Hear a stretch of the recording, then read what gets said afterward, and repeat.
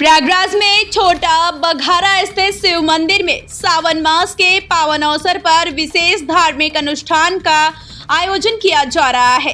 पूरे सावन मास 23 जुलाई से 28 अगस्त तक प्रतिदिन 11,000 पार्थिव शिवलिंग का निर्माण किया जा रहा है।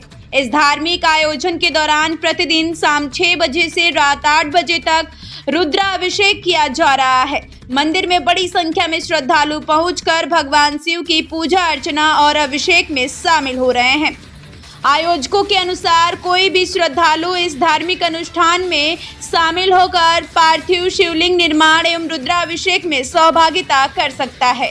सावन के पवित्र महीने में मंदिर परिसर में भक्तिमय वातावरण बना हुआ है। श्रद्धालुओं से अधिक संख्या में पहुंचकर भगवान शिव की आराधना और इस धार्मिक आयोजन में सहभागी बनने की अपील की गई है। प्रयागराज से ब्यूरो रिपोर्ट, दिव्या सिंह की रिपोर्ट।